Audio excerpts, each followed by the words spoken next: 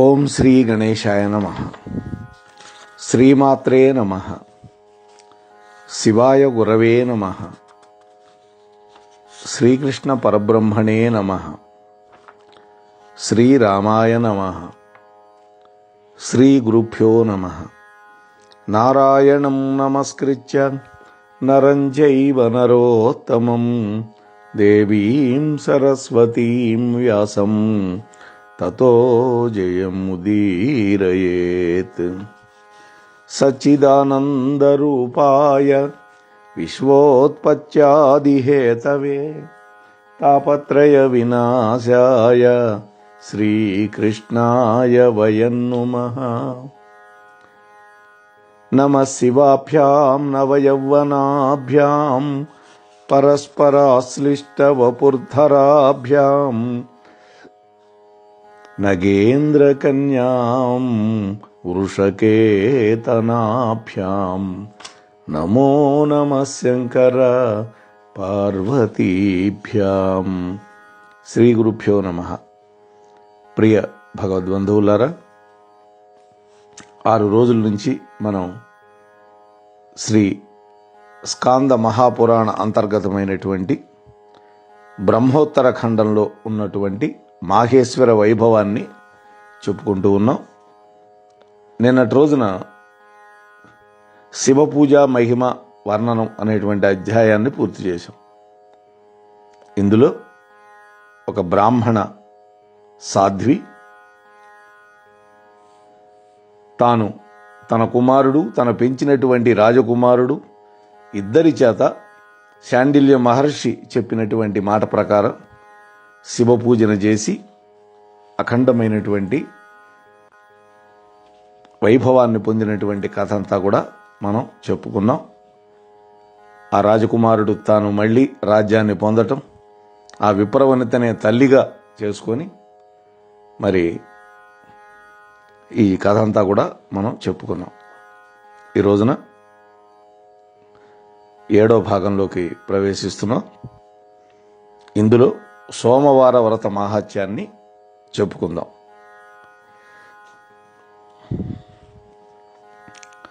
సూతుడు మాట్లాడుతున్నాడు. ఓ శౌనకాది మహర్షులారా, మీకు సోమవార వ్రత మాహాత్యం అనేటువంటి విషయాన్ని ఇప్పుడు చెబుతాను, చక్కగా ఆకర్ణించండి అంటున్నాడు.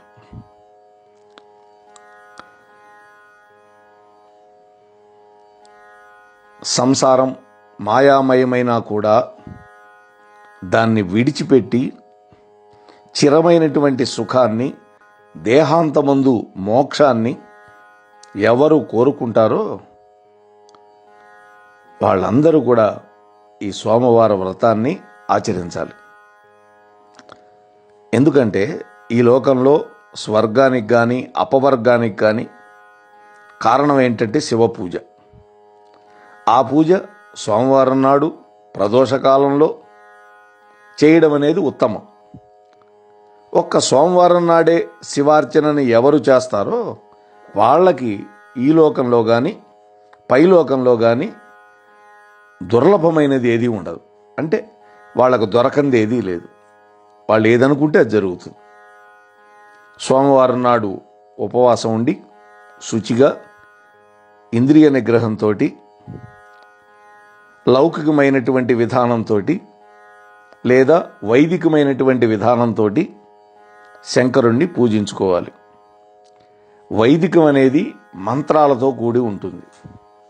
అది అందరికీ చేత కాకపోవచ్చు, కానీ లౌకికమైనటువంటి విధానం అందరికీ చేతొస్తుంది. ఎందుకని? ఓం నమ శివాయ అనుకుంటూ పూజ చేయొచ్చు, ఇంకే మంత్రాలు రాకపోయినా పర్వాలా. ఇది లౌకికం. ఈ ప్రకారం బ్రహ్మచారి కానీ, గృహస్థుడు కానీ, కన్యామణి కానీ, ముత్తైదువు కానీ, వైధవ్యం పొందినటువంటి ఆమె కానీ శంకరుణ్ణి పూజించి వాళ్ళ మనస్సులో ఉన్నటువంటి కోరికలన్నీ కూడా ఈడేర్చుకోవచ్చు. ఇక్కడ ఒక కథ మీకు చెబుతాను. ఆ కథ వినడానికి సొంపుగా ఉంటుంది. విన్నటువంటి వాళ్ళకి శివభక్తి కలుగుతుంది. అలాగే మోక్షాన్ని కూడా పొందగలుగుతారు. ఆర్యావర్తనంలో ఒక రాజుగారు ఉన్నాడు.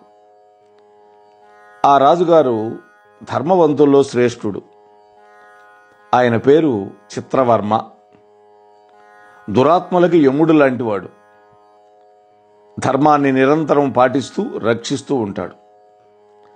చెడు మార్గంలో వెళ్ళే వాళ్ళని శాసిస్తాడు. అనేక యజ్ఞాలు చేశాడు. శరణు అన్న వాళ్ళందరినీ రక్షిస్తూ ఉన్నాడు. అనేక పుణ్యకర్మలు చేశాడు. అందువల్ల సంపదలు పొందాడు. శత్రు సమూహాన్ని జయించాడు. శివకేశవులు ఇద్దరి యందు భక్తి కలిగిన వాడు. ఆ మహాత్ముడికి అనుకూలురైనటువంటి భార్యలున్నారు. ఆ భార్యల యందు శక్తివంతులైనటువంటి పుత్రులను పొందాడు. ఈ విధంగా చాలా కాలానికి తాను కోరుకున్నట్లుగా ఒక కన్యామణిని కూడా పొందాడు. అంటే ఒక అమ్మాయి కూడా పుట్టింది. సుందరమైనటువంటి అందమైనటువంటి అమ్మాయి. అలనాడు హిమవంతుడు పార్వతీదేవిని పొందినట్లుగా అదృష్టవశాత్తు అటువంటి కుమార్తె ఆయనకు పుట్టింది. తన యొక్క సమస్త కోరికలు ఈడేరినట్లుగా భావించాడు. చూడండి, అమ్మాయి పుడితే ఎంత ఆనందమో చూడండి. ఇవాళ చాలామంది అమ్మాయి పుట్టిందని ఏడుస్తూ కూర్చుంటున్నారు. అబ్బాయి పుడితే కేవలం మన వంశాన్ని మాత్రమే నిలబెడతాడు. అదే అమ్మాయి అయితే అటు మెట్టినింటిని ఇటు పుట్టినింటిని కూడా కాపాడుతుంది. పుట్టినింటిని ఎలా కాపాడుతుందంటే, ఒకవేళ ఆ అమ్మాయి తండ్రికి సంతానం లేకపోతే, మగ సంతానం, ఆ పిల్లకు పుట్టేటటువంటి వాడే దౌహిత్రుడు అనబడతాడు. అంటే దుహిత యొక్క కొడుకు దౌహిత్రుడు. అతడికి ఆ తర్వాత అమ్మమ్మకి తాతయ్యకి ఉత్తర క్రియలు చేయటానికి హక్కు అర్హత ఉందన్నమాట. దానివల్ల ఆ తల్లిదండ్రులు ఉద్ధరింపబడతారు. చూశారు కదా, అమ్మాయి పుడితే 2 వంశాల వాళ్ళని తరింపజేస్తుంది. అటువంటి అమ్మాయి పుట్టడం వల్ల ఈయన సంతోషపడ్డాడు. తన యొక్క కోరికలన్నీ నెరవేరినట్లుగా భావించాడు. సరే, ఒకరోజు ఈ రాజుగారు జాతకాలు చూసి చెప్పడంలో మంచి ప్రాముఖ్యత, నైపుణ్యం కలిగినటువంటి బ్రాహ్మణులని, సాధువులని పిలిచి కుతూహలంతో ఈ అమ్మాయి యొక్క జాతక ఫలితాన్ని చెప్పమన్నాడు. అప్పుడు ఒక బ్రాహ్మణుడు ఈ విధంగా చెప్పాడు. ఓ రాజా,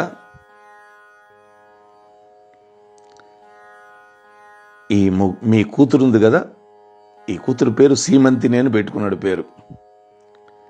ఈ కన్యామణి పార్వతీదేవిలాగా గట్టి మాంగళ్యం కలిగినది అవుతుంది. దమయంతీదేవిలాగా రూపవంతురాలు అవుతుంది, నలమహారాజు భార్య. సరస్వతీదేవిలాగా సమస్త కళలో ఆరితేరుతుంది. లక్ష్మీదేవిలాగా మహాగుణగణాలు కలిగింది అవుతుంది. దేవతల తల్లి అయినటువంటి అదితిలాగా మంచి సంతానవతి అవుతుంది.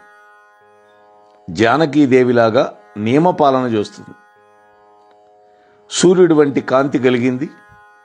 చంద్రుడి వంటి మనోహరమైనటువంటి వెన్నెల లాంటి ఆహ్లాదకరం కలిగించేటటువంటిది.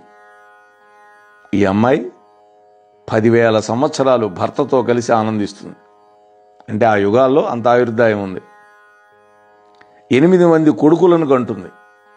చాలా సుఖపడుతుంది అని అనగానే ఆ బ్రాహ్మణుణ్ణి రాజుగారు ధనమిచ్చి పూజించాడు. ఆ తర్వాత ఆ బ్రాహ్మణుడు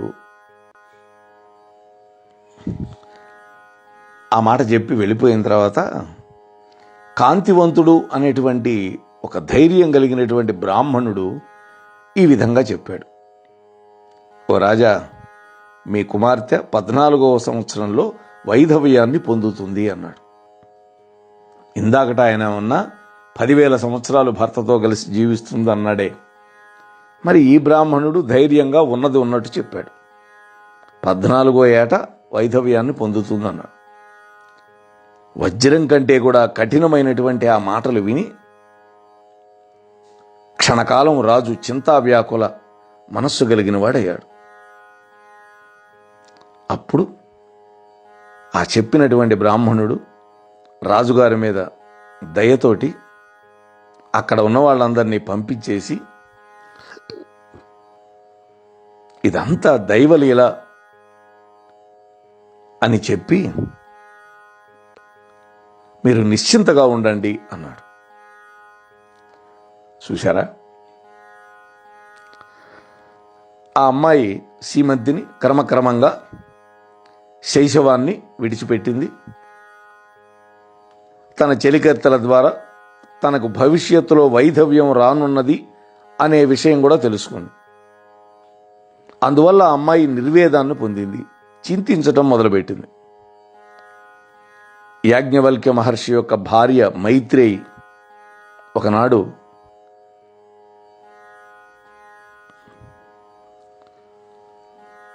వచ్చింది వాళ్ళ దగ్గరికి. చూసారా, మహాత్ములు పిలవకుండానే వస్తారు. అప్పుడు ఈ అమ్మాయి నమస్కరించి, ఓ తల్లి, భయంతో నేను మీ పాదాలను ఆశ్రయించాను. సౌభాగ్యాన్ని పెంపొందించే విధంగా నాకేదైనా వ్రతాన్ని చెప్పండి అని అడిగింది ఆ మైత్రేయిని. వేదం చదువుకున్న తల్లి మైత్రేయి, సామాన్యురాలు కాదు. అప్పుడు ఆ మైత్రేయి అంటున్నది, అమ్మాయి, శంకరుడితో కూడినటువంటి పార్వతీదేవిని శరణు వేడుకో. ఎందుకని? మాంగళ్యానికి అధిదేవత పార్వతీదేవి. ఆమెను నమ్ముకున్న వాడికి మాంగళ్యం గట్టిగా ఉంటుంది. అది అందువల్ల అమ్మా, సోమవారం నాడు శంకరుణ్ణి గౌరీదేవిని చక్కగా పూజించు. ఆ రోజు ఉదయాన్నే స్నానం చేసి ఉపవాసం ఉండి చక్కటి వస్త్రాలు ధరించి శుభ్రమైన మాటలను అదుపులో ఉంచుకొని నిశ్చలమైన మనస్సుతో శివపార్వతులను పూజించి ఆ తర్వాత బ్రాహ్మణులకు భోజనం పెట్టి శివుడి యొక్క అనుగ్రహాన్ని పొందు. ఇది ఆమె చెప్పిన సలహా. ఓ రాజకుమారి, అభిషేకంతో పాపం క్షయం అవుతుంది. ఈశ్వరుడికి అభిషేకం చేస్తే పాపాలు పోతాయి. పీఠ పూజ చేయటం వల్ల సామ్రాజ్యం సిద్ధిస్తుంది. గంధము, పుష్పమాలలు, అక్షతలు ఇవన్నీ సమర్పించటం వల్ల అఖిల సౌభాగ్యాలు కలుగుతాయి. ధూపాన్ని సమర్పించటం వల్ల శరీరానికి సౌగంధ్యం వస్తుంది. దీపం వల్ల కాంతివంతం అవుతుంది. శంకరుడికి నైవేద్యం సమర్పించడం వల్ల మహాభోగాలు వస్తాయి. స్వామివారికి తాంబూలం ఇవ్వడం వల్ల ధర్మార్థ కామ మోక్షాలు వస్తాయి. శివుడి యొక్క పంచాక్షరి మంత్రాన్ని జపించడం వల్ల అష్టైశ్వర్యాలు సిద్ధిస్తాయి. హోమం చేయటం వల్ల సర్వకామ సమృద్ధి కలుగుతుంది. బ్రాహ్మణులకు తృప్తిగా భోజనం పెట్టడం వల్ల దేవతలందరికీ ఆనందం కలుగుతుంది అని మైత్రేయి చెబుతూ ఉంది ఈశ్వరుడి యొక్క పూజా విధానాన్ని. ఓ సీమంతిని, ఈ విధంగా సోమవారం నాడు శంకరుణ్ణి పూజించి పార్వతీదేవిని కూడా పూజించుకొని గొప్ప ఆపద కూడా తప్పించుకోవచ్చు. భయానకమైనటువంటి ఘోరాతి ఘోరమైనటువంటి మహాక్లేశాలు పొందినా కూడా ఈ శివపార్వతుల యొక్క పూజా ప్రభావం వల్ల ఆ గొప్ప భయం నుంచి నువ్వు బయటపడతావు అని ఆ మైత్రేయి చెప్పింది. వెళ్ళిపోయింది ఆమె. ఆ తర్వాత ఈ రాజకుమారి ఆ మైత్రేయి చెప్పినటువంటి విధంగా చేసింది. అప్పుడు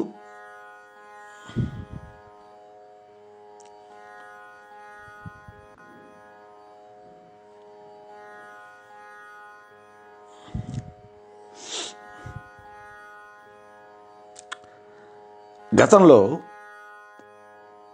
దమయంతీదేవి యందు నలుడికి ఇంద్రసేనుడు అనేటువంటి కొడుకు పుట్టాడు. ఇంద్రసేన అనేటువంటి కూతురు ఉంది, ఇంద్రసేనుడు అనే కొడుకు ఉన్నాడు.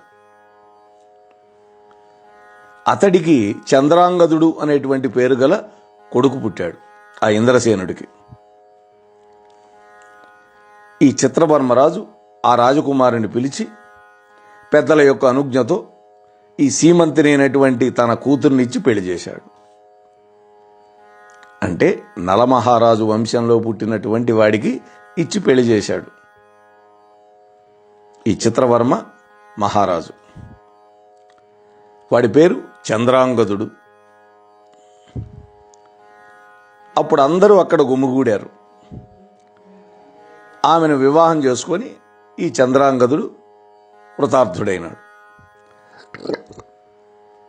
ఆ పెళ్లి కొడుకు కొన్ని మాసాలు మామగారింట్లోనే ఉన్నాడు. ఆ కుమారుడు ఒకసారి కొందరు స్నేహితులతో కలిసి యమునా నదిని దాటటానికి ఒక పడవ ఎక్కాడు. ఈ విధంగా ఆ రాజకుమారుడు కాళిందీ నదిని దాటుతూ ఉండగా అందులో సుడుల్లో చిక్కుకొని ఆ పడవలో ఉన్నటువంటి వాళ్లతో సహా ఆ రాజకుమారుడు మునిగి మరణించాడు. విచిత్రం చూడండి, రాజకుమారులకి అన్ని విద్యలు నేర్పిస్తారు, కానీ ఆయుర్దాయం లేదు కదా, ఆ అమ్మాయికి వైధవ్యం రావాలి కదా, అందుకని మరణించాడు. అప్పుడు ఆ నదీ తీరంలో హాహాకారాలు చెలరేగిపోయినాయి. ఈ దృశ్యాన్ని చూస్తూ ఉన్నటువంటి సైనికులు అరుపులు దేవలోకాన్ని కూడా తాకాయి అంటే అంత పెద్దగా ఏడ్చారు వాళ్ళు. ఆ పడవలో నుంచి పడిపోయినటువంటి వాళ్ళు కొంతమంది చచ్చారు, కొంతమంది మొసళ్లకు బలైపోయారు, కొందరైతే ఆ మహాజలంలో కనిపించకుండా పోయారు. ఈ విషయాన్ని విని చిత్రవర్మ మహారాజు విహ్వలుడైపోయి ఆ యమునా తీరానికి వచ్చి నిశ్చేష్టుడైపోయినాడు. ఈ వార్త విన్నటువంటి ఆ రాజుగారి భార్యలు కూడా చైతన్య విహీనులైపోయినారు. ఆ వార్త విన్నటువంటి ఆ రాజకుమారుడి భార్య సీమంతిని భూమి మీద పడిపోయి మూర్ఛిల్లింది. అదేవిధంగా ఇతర మంత్రులు, ముఖ్యులు, పురోహితులు అందరూ కూడా విహ్వలుడైపోయి శోక సంతప్తులైపోయి ఏడుస్తూ ఉన్నారు. ఆ ఇంద్రసేన మహారాజు యొక్క కొడుకు మరణ వార్త విని చాలా దుఃఖపడ్డాడు. ఈ రాజకుమారుడి యొక్క తండ్రి భార్యలతో కూడి చైతన్యాన్ని కోల్పోయి పడిపోయినాడు. అతడి యొక్క మంత్రులు, పౌరులు, ఆ దేశవాసులు, ఆబాల గోపాలం అంతా కూడా శోకంలో మునిగిపోయారు. కొంతమంది హా రాజపుత్ర, హా తండ్రి ఎక్కడున్నావు అంటూ ఏడుస్తున్నారు ప్రజలు. అంటే ఆ రోజుల్లో రాజుగారు ఇంద్రసేనుడు అంత బాగా పరిపాలిస్తున్నాడు రాజ్యాన్ని. అందుకని ప్రజలు బాధపడుతున్నారు. తమ ఇంట్లో పుత్రుడు పోయినట్టుగా బాధపడుతున్నారు వాళ్ళు. ఈ విధంగా శోకాకులమై దీనమై ఆ ఇంద్రసేన మహారాజు ఆయన యొక్క నగరం శోభిల్లిపోయింది. అదేవిధంగా ఇక్కడ చిత్రవర్మ నగరం కూడా అట్లాగే అయిపోయింది. ఆ తర్వాత ఈ చిత్రవర్మ మహారాజు కొంతమంది బ్రాహ్మణోత్తములు వచ్చి ఓదార్చారు. ఆ తరువాత ఆయన రాజమహల్కు వచ్చి తన కుమార్తెను ఓదార్చాడు. ఆ విధంగా ఆ రాజు నీళ్లలో మునిగిపోయినటువంటి అల్లుడికి అతని బంధువులతోటి అక్కడ వచ్చిన వాళ్లతోటి ఔర్ధ్యదేహిక కార్యక్రమాలు పూర్తి చేయించారు, అంటే కర్మకాండ. ఆ సీమంతిని భర్తనే మనస్సులో పెట్టుకున్నది. ఆ అమ్మాయి తండ్రి దగ్గరికి వచ్చింది. ఆ తండ్రి ఎంత వద్దని వారించినా కూడా వైధవ్యాన్ని పొందింది. అంటే ముత్తైదువుకు ఉండేటువంటి 5 లక్షణాలు విడిచిపెట్టింది. అయితే ఆ మునిపత్ని అయినటువంటి మైత్రేయి ఉపదేశించినటువంటి సోమవార వ్రతాన్ని మాత్రం విడిచిపెట్టల. వైధవ్యం పొందినప్పటికీ కూడా ఈ విధంగా 14వ ఏట అతి దారుణమైనటువంటి దుఃఖాన్ని పొంది శంకరుడి యొక్క పాదాలను ధ్యానిస్తూ 3 సంవత్సరాలు గడిపింది. 14 ఏళ్లకు వైధవ్యం, 3 ఏళ్ళు 17 ఏళ్ళు ఆ అమ్మాయికి వచ్చినాయి. అక్కడ పుత్రశోకంతో పిచ్చివాడైపోయినటువంటి ఇంద్రసేన మహారాజు బాధపడుతూ ఉంటే ఆ సమయంలో అతన్ని ఎదిరించి అతడి దాయాదులు రాజ్యాన్ని ఆక్రమించుకున్నారు. ఈ విధంగా ఆ ఇంద్రసేన మహారాజు రాజ్యాన్ని కోల్పోయాడు. గతంలో వాళ్ళ తండ్రి జూదం వల్ల రాజ్యం కోల్పోయాడు నలమహారాజు, అది కూడా దాయాదుల వల్లే. సంతానం లేనటువంటి ఆ రాజు ఉన్న ఒక్క కొడుకు ఈ విధంగా మరణించాడు, అకాల మృత్యు పడ్డాడు. వెంటనే ఓడిపోయినటువంటి ఆ రాజుని బంధించి అతడి భార్యతో పాటు కారాగారంలో పడేశారు ఆ గెలిచినటువంటి దాయాదులు. ఇక్కడ అత్తవారింటి దగ్గర యమునా నదిలో మునిగిపోయినటువంటి ఆ చంద్రాంగదుడు ఆ తరువాత నీటిలో కిందకి దిగి మునిగిపోతూ నాగకాంతలను చూశాడు. ఇది ఎందుకంటే వాళ్ళకి దేహం లభించలా, చూశారా? కానీ అందరూ మునిగి చచ్చిపోయినారు కాబట్టి వాళ్ళు ఏదో కర్మకాండ జరిపించారు. ఇక్కడ నాగకాంతలను చూశాడు ఆ పిల్లవాడు, ఆ చంద్రాంగదుడు. వాళ్ళు ఈ రాజకుమారిని చూసి ఆశ్చర్యపోయి పాతాళ లోకానికి తీసుకెళ్లారు. అక్కడ ఆ సర్పకాంతలు ఆ రాకుమారుణ్ణి రమ్యమైనటువంటి తక్షకుడు యొక్క పురంలో ప్రవేశపెట్టి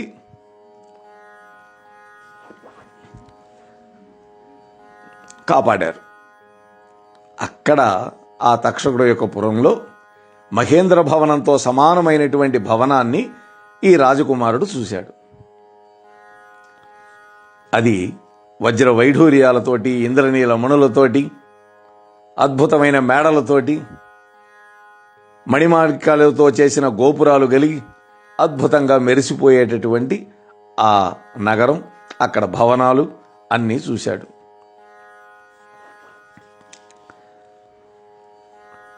అలా చూసి అక్కడ ఒక మహానుభావుడు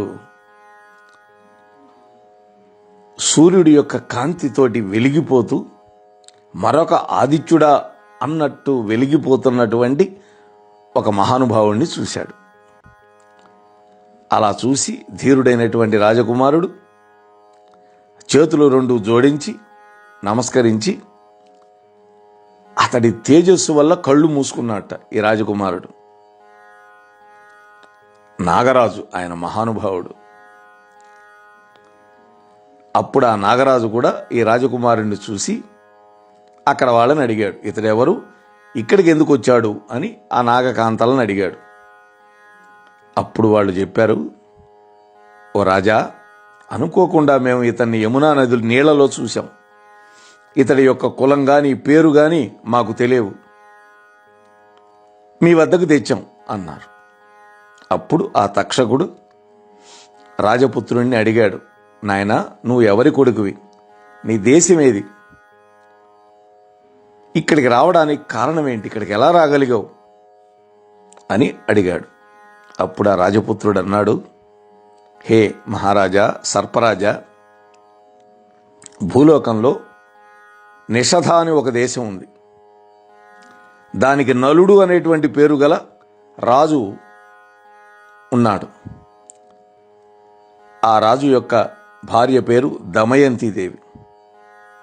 ఆ దంపతులకి ఇంద్రసేనుడు అని పేరు గల పుత్రుడున్నాడు. నా పేరు చంద్రాంగదుడు. ఆ ఇంద్రసేన మహారాజు యొక్క కొడుకుని, నలమహారాజు యొక్క మనవణ్ణి. నేను కొత్తగా పెళ్ళై మామగారింటో ఉన్నాను. యమునా నదిలో ఒక పడవలో తిరుగుతూ ఉంటే దైవ ప్రేరణ వల్ల ఆ నావ మునిగిపోతే ఈ నాగకన్యల తోటి రక్షింపబడి మీ దగ్గరకు తీసుకురాబడ్డాను. జన్మాంతరంలో సంపాదించినటువంటి పుణ్యం వల్ల మీ పాదపద్మాలను చూసేటటువంటి భాగ్యం కలిగింది. నా తల్లిదండ్రులు కూడా కృతార్థులైనారు. మీరు దయతోటి నన్ను చూశారు, నాతో మాట్లాడారు అని ఎంతో వినమ్రంగా మాట్లాడాడు ఈ రాజకుమారుడు. అప్పుడు తక్షకుడు అన్నాడు, ఈయన కద్రువు యొక్క పుత్రుడు తక్షకుడు. కశ్యప ప్రజాపతికి ఉన్న అనేక భార్యల్లో కద్రువ ఒక ఆమె. భర్త యొక్క వరం వల్ల 1000 మంది పుత్రులను పొందింది. వాళ్ళల్లో వాసుకి, ఆదిశేషుడు, తక్షకుడు, కర్కోటకుడు, ధృతరాష్ట్రుడు ఇలా 1000 మంది ఉన్నారు. ఈ తక్షకుడే కాటు వేశాడు 7వ రోజు పరీక్షిత్ మహారాజుని శృంగి అనేటువంటి ముని శాపంతో. అప్పుడు ఆ తక్షకుడు అన్నాడు, నాయనా రాజకుమారా, భయపడద్దు, ధైర్యం వహించు.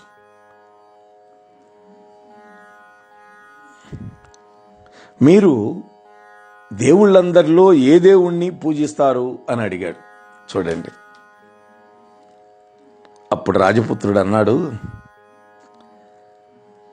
ఓ సర్పరాజా, ఏ దేవుడు అందరి దేవుళ్లలో గొప్పవాడో, మహాదేవుడు అని పిలువబడుతున్నాడో ఆ విశ్వాత్ముడైనటువంటి ఉమాపతి అయినటువంటి శంకరుణ్ణి మేము పూజిస్తాము అన్నారు. ఆహా, ఇది కదా ఆయన యొక్క తేజస్సు అంశాలతోటి ప్రజాపతి రూపాన్ని కల్పించి ఈ విశ్వాన్ని సృష్టించాడు. చూసారా, ఆయన తేజస్సు అంశాలేశంతో కొంచెం అంటే ఆయన పాదధూళి, ఆ శంకరుడి యొక్క పాదధూళి ప్రజాపతి రూపంలో కల్పించి ఈ సమస్త విశ్వాన్ని సృష్టించాడు. ఆ మహేశ్వరుడే మాకు పూజ్యుడు. అతని అంశతో దివ్యమైనటువంటి సాత్వికతను పొంది సనాతనమైనటువంటి విష్ణుదేవుడు ఉన్నాడు. ఆహా, ఆ విష్ణుమూర్తి ఈ సమస్త విశ్వాన్ని పోషిస్తూ ఉన్నాడు. అటువంటి భూతాత్మకుడైనటువంటి శంకరుణ్ణి మేము పూజిస్తాం. ఎవరి అంశతో చీకటిలో కాలాగ్ని సన్నుభుడైనటువంటి రుద్రుడు పుట్టాడో, అంత్యకాలంలో ఈ విశ్వాన్ని ఆ మహానుభావుడే హరిస్తాడు. అటువంటి ఈశ్వరుడు మాకు పూజనీయుడు. ఎవడు విధాతకు విధాతో, కారణానికి కారణమో, తేజస్సులకు తేజస్సో ఆ శివుడే మాకు పరమగతి. ఆహా,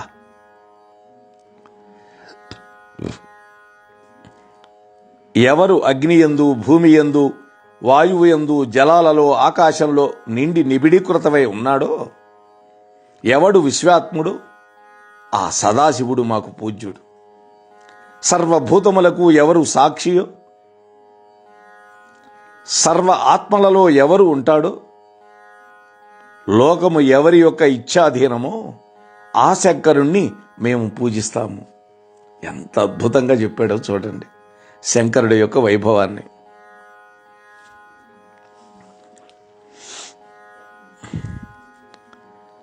అని నాగరాజుతోటి అద్భుతంగా మాట్లాడుతున్నాడు ఈ రాజకుమారుడు. మహేశ్వరుడి యొక్క వైభవాన్ని చెప్తూ ఉన్నాడు. ఈ విధంగా ఆ రాజకుమారుడి మాటలు తక్షకుడు విని సంతృప్తి నిందినటువంటి మనస్సుతోటి ఆ మహాదేవుని యందు భక్తి కలిగిన వాడై ఈయన కూడా రాజపుత్రుడితో అంటున్నాడు, ఓ రాజేంద్ర నందన, నీ మాటలు విని నేను చాలా సంతోషించానయ్యా.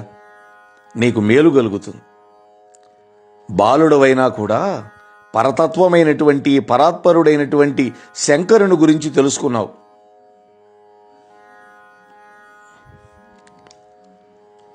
ఇక్కడ మాలోకంలో కల్పవృక్షాలు, బావులు అన్నీ కూడా అమృత రసాన్ని నిండి ఉంటాయి.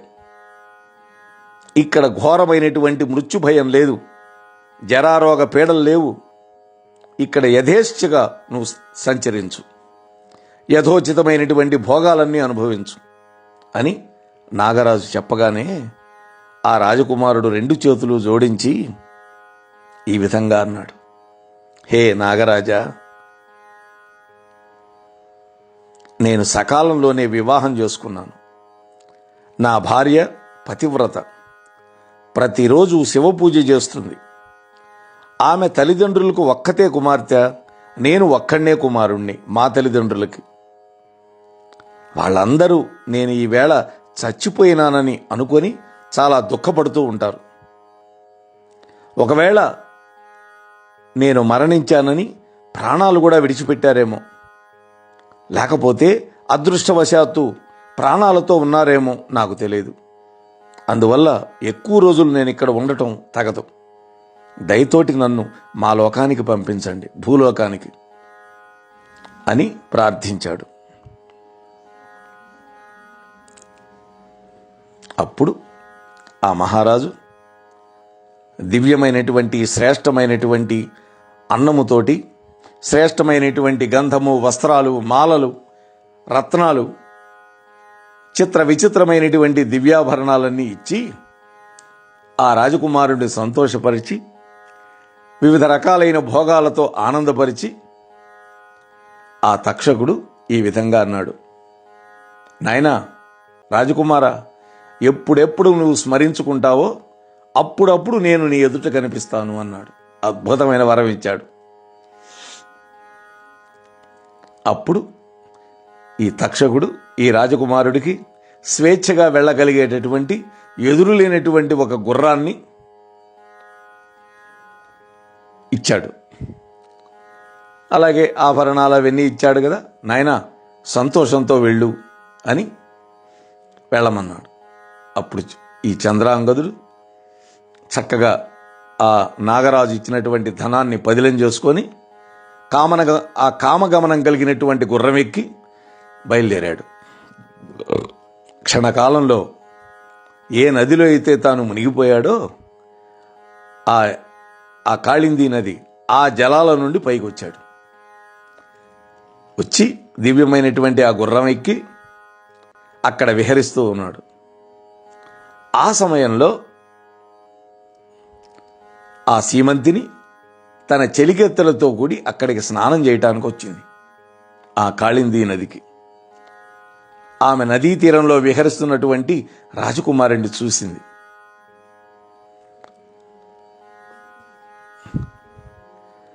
అతని వెంట నాగపుత్రులు కూడా కొంతమంది ఉన్నారు. దివ్య రత్నాలతోటి, దివ్య మాలలతోటి అద్భుతంగా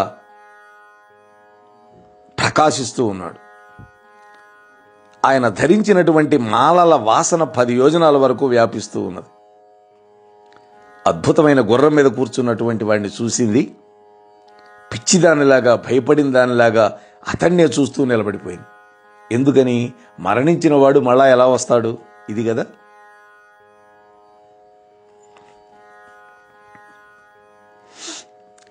ఈ రాజకుమారుడు కూడా ఈ అమ్మాయిని నేను ఎక్కడ చూశానా అని ఆలోచిస్తున్నట్ట. ఒరిడు దుంపదేగా చూడండి, తన భార్యనే మర్చిపోయినాడు ఇంతలోకే.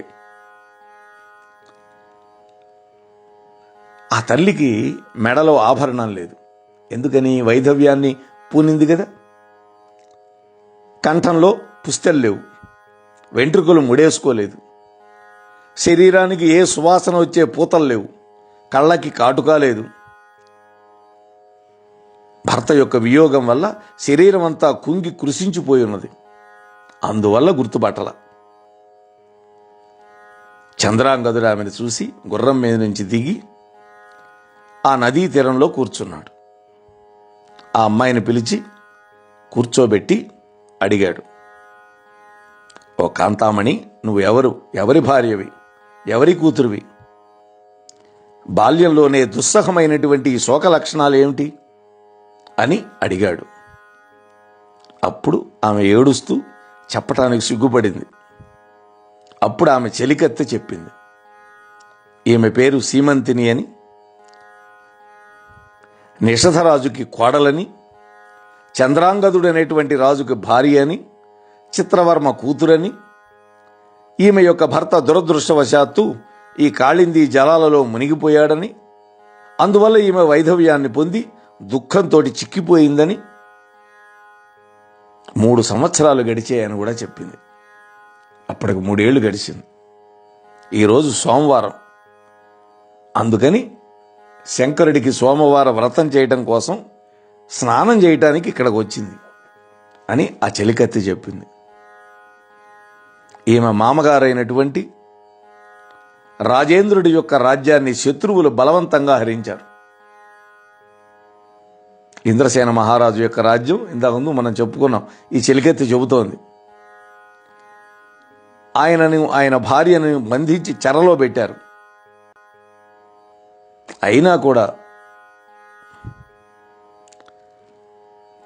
ఈ అమ్మాయి, మా రాజకుమారి, భర్త పోయినా కూడా గతంలో చేస్తూ ఉన్నటువంటి సోమవార వ్రతంలో పార్వతీతో కలిసినటువంటి మహేశ్వరుణ్ణి అత్యంత భక్తితో పూజిస్తున్నది రాజకుమారా అని ఆ చెలికత్తి చెప్పింది. ఈ విధంగా చెలికత్తెల ద్వారా అంతా తెలియజేసి ఆ సువ్రత అయినటువంటి సీమంతిని స్వయంగా తాను రాజకుమారుడితో ఈ విధంగా అంది. ఓ రాజకుమారా, నీవెవరు? ఆకారంలో మన్మథుళ్లాగా ఉన్నావు. నీ పక్కనున్న వీళ్ళెవరు? నువ్వు దేవుడువా, నరేంద్రుడివా, సిద్ధుడివా, గంధర్వుడివా, లేకపోతే కిన్నెరుడివా? నా వృత్తాంతం ఎందుకు అడిగావు? ఓ మహాబాహు, నేను నీకు తెలుసా? ఎక్కడైనా నన్ను చూశారా పూర్వం? నీవు కూడా నాకు స్వంతవాడిలాగా కనిపిస్తున్నావు. ఇంతకుముందు నేను చూసినట్లుగా అనిపిస్తోంది. నిజమంతా చెప్పండి దయచేసి. సాధువులు ఎప్పుడు కూడా సత్యమే చెబుతారు కదా అని కొసమెరుపుతో మాట్లాడింది. ఈ విధంగా రాజకుమారి పలికి కన్నీరు కంఠంలో నిండిపోతే చాలాసేపు ఏడ్చింది. మోహాన్ని పొందింది. భూమి మీద పడిపోయింది. ఆ చెలికెత్తలు చుట్టుముట్టి ఉన్నారు. ఏమీ చెప్పకుండా ఉండిపోయింది.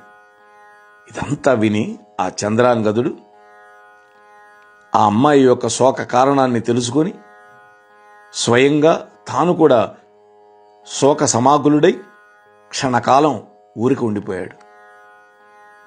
ఆ తరువాత నిపుణమైనటువంటి వాక్యాలతోటి ఆ స్త్రీని ఓదారుస్తున్నాడు. ఓ కాంతామణి, మేము సిద్ధులం కాదు, దేవుళ్ళం కాదు, కామచరులం అని అన్నాడు. ఆ తర్వాత బలంతో ఆకర్షింపబడి పాణిగ్రహం అయినట్లుగా ఆమెను అనుమానించి పులకలతో సర్వావయాలు కలిగినటువంటి ఆమె చెవిలో ఈ విధంగా చెప్పాడు. ఓ వరాననా, నీ భర్త లోకంలో నాకెక్కడైనా సరే కనిపిస్తే నీ యొక్క వ్రతాచరణంతో ప్రీతుడైతే వెంటనే నీ వద్దకొస్తాడు. నీ శోకాన్ని తీరుస్తాడు. 2-3 రోజుల్లో అతడు తప్పకుండా వస్తాడు. ఇది చెప్పడానికి నీ దగ్గరకు వచ్చాను. నీ భర్తకి నేను స్నేహితుణ్ణి, ఇందులో అనుమానం లేదు. శివుడి యొక్క పాదాల మీద ఒట్టు. అప్పటిదాకా నీ హృదయంలోనే దాచుకో, ఎక్కడా ఈ విషయాన్ని బయట పెట్టద్దు అని చెవులో చెప్పాడు. ఇవన్నీ ఇది అమృతం కంటే ఎక్కువ మధురమైనటువంటి మాట ఆ అమ్మాయి దృష్టిలో చక్కగా విన్నది. ఆశ్చర్యంతో కళ్ళు చెలించినాయి.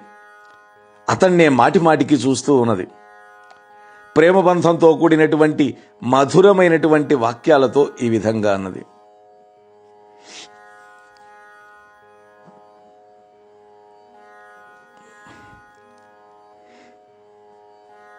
ఏమనంటున్నదో చూడండి. ఇతడే నా భర్త అయి ఉండొచ్చు. మనసులో అనుకుంటున్నది ఈ మాటల ముందు. ఇతడే నా భర్త అయి ఉండొచ్చు. నిశ్చయం ఇతడు ఎవరో కాదు. ఈతని ఎందే నా మనస్సు లగ్నమై ఉన్నది. ప్రేమతో చంచలమైంది. పరలోకం నుండి ఇక్కడికి వచ్చాడు. అయితే ఇటువంటి దివ్య రూపం ఎలా వచ్చింది?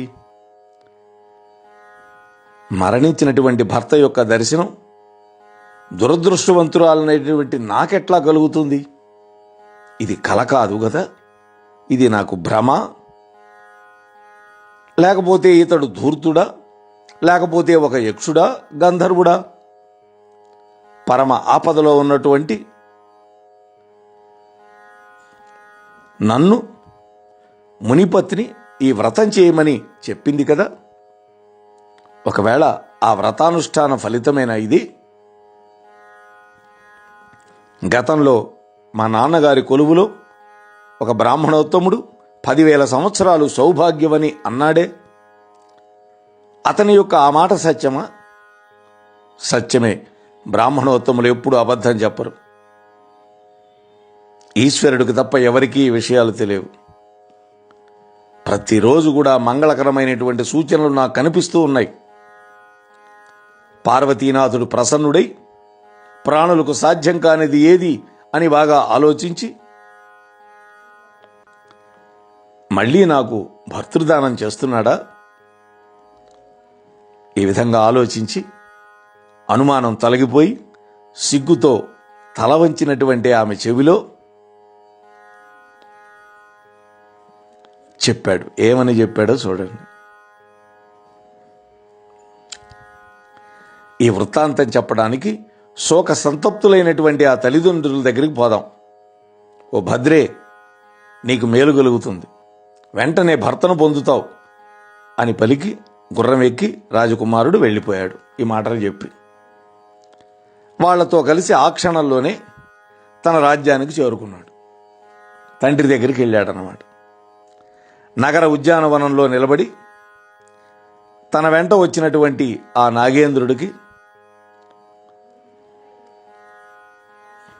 ఆ నాగేంద్రుణ్ణి రాజసింహాసనం మీద కూర్చొని ఉన్నారు కొంతమంది పగవాళ్ళు, దాయాదులు, వాళ్ళ మీదకు వదిలాడు వీళ్ళని, ఈ నాగకుమారుడిని. ఈ నాగకుమారుడు వెళ్ళి, మీరు వెంటనే ఇంద్రసేన మహారాజును విడిచిపెట్టాలి అన్నాడు. అతని కొడుకు చంద్రాంగదుడు ఇక్కడికి వచ్చాడు నాగలోకం నుంచి. మీరు వెంటనే వారి యొక్క సింహాసనాన్ని వదిలిపెట్టండి, లేని పక్షంలో మా మిత్రుడు చంద్రాంగదుడి యొక్క బాణాలు మీ ప్రాణాలు తీస్తాయి. అతడు యమునా నది నీటిలో మునిగి తక్షకుడు యొక్క మందిరానికి వెళ్ళి అతడి యొక్క సహాయాన్ని పొంది మళ్ళీ ఇక్కడికి వచ్చాడు అని చెప్పి ఆ వృత్తాంతాన్ని అక్కడ ఉన్న వాళ్ళందరికీ కూడా సంభ్రమాశ్చర్యాలతోటి ఉన్న వాళ్ళకి చెప్పాడు. ఇక ఇంద్రసేనుడికి చనిపోయినటువంటి వాళ్ళ కుమారుడు తిరిగి రావడం కూడా చెప్పారు వెళ్ళి.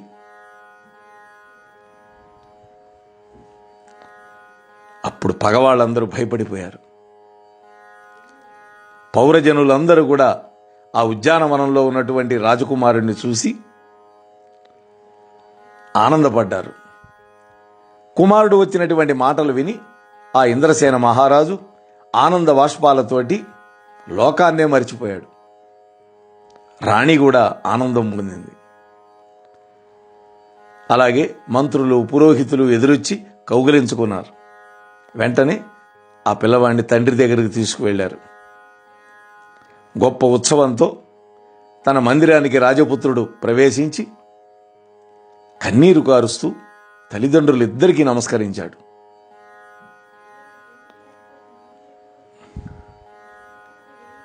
అప్పుడు ఆ పిల్లవాడిని పైకి లేపి హృదయానికి హత్తుకున్నారు. ఆ తర్వాత మిగిలినటువంటి తల్లులందరికీ నమస్కరించి వాళ్ళ ఆశీర్వాదాలు పొందాడు.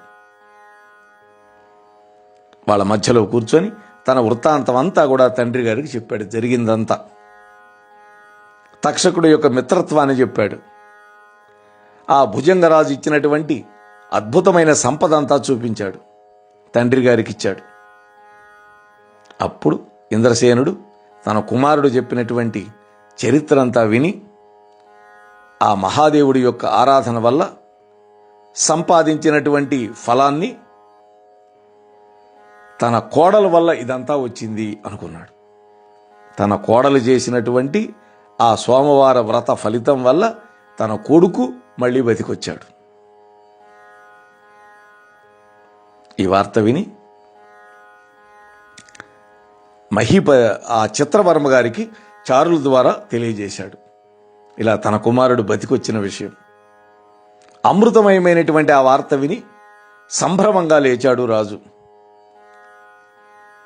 ఆ వార్త తెచ్చిన వాళ్ళని అధికంగా ధనంతో సత్కరించాడు.